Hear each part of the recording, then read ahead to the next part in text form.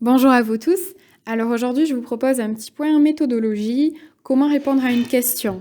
Ce travail peut vous être utile lorsque vous devrez répondre à des questions de texte, lors d'un contrôle de compréhension texte et également pour le brevet.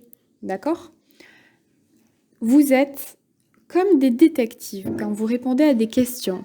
Ça veut dire que vous ne devez pas inventer des choses. Il faut impérativement s'appuyer sur le texte. Comme le détective s'appuie sur des faits. Ça veut dire qu'il s'appuie sur des choses qu'il a observées, des choses concrètes. C'est son point de départ. Il m'arrive souvent de dire comme commentaire « Mais où as-tu trouvé cette information ?» En fait, on dirait que la personne a plutôt imaginé les choses plutôt qu'elle ne les a observées. C'est le grand piège. Il faut que vous imaginiez que la personne qui va vous lire n'a ni accès au texte, ni accès aux questions. Il faut donc que vous soyez le plus précis possible. Passons à un exemple. Quand se passe cette histoire ? Voilà, donc on va reprendre les éléments de la question. Cette histoire se passe, on va supposer qu'elle se passe la nuit. Une mauvaise réponse, ce serait répondre la nuit. La personne se dirait, mais de quoi tu parles ? Il faut impérativement reprendre les éléments de la question. Et évidemment, cela semble évident, expliquer avec ces mots. Ça veut dire que là, l'élève a répondu la nuit. C'est expliqué avec ces mots. Alors souvent, il arrive que l'élève n'approfondisse pas assez sa réponse. Ça se passe à ce niveau-là. Ça veut dire que l'élève n'a pas assez expliqué.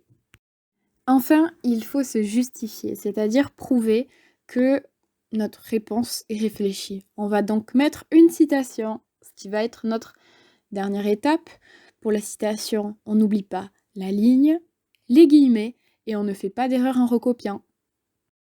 Vous pouvez vous poser une question. Et si la citation est trop longue, comment doit-on faire ? Eh bien, dans ce cas, on peut couper la citation en utilisant les crochets et les points de suspension. Évitez de couper au moment le plus important. Vous gardez dans votre citation les mots qui vraiment vous permettent de vous justifier. Attention, un deuxième cas peut se présenter. Votre citation peut être beaucoup trop longue. Si elle fait plus de signes, c'est qu'il y a une erreur quelque part et que vous devez faire plus attention. L'objectif est vraiment d'aller à l'essentiel. Revenons à notre enquêteur. Donc, nous avons dit que tout doit être rédigé avec une phrase, une majuscule, verbe conjugué et un point. Il faut que vous soyez aussi objectif, le plus professionnel possible. C'est pour ça que vous n'allez pas utiliser le pronom personnel « je » pour répondre à une question. Parce qu'on utilise le « je » lorsque l'on donne son avis, lorsque l'on dit quelque chose de subjectif, ce qu'on aime, ce qu'on n'aime pas, ce qu'on en pense. C'est pas l'objectif des questions de texte. De même, imaginez que vous êtes enquêteur et que vous faites un compte-rendu. Vous n'écrivez pas « oui » ou « non » pour commencer votre réponse. Parce qu'en fait, imaginez que votre lecteur n'a pas les questions sous les yeux. Pareil pour il ou elle, on va vous demander « mais de qui parles-tu » De même, pour parce que.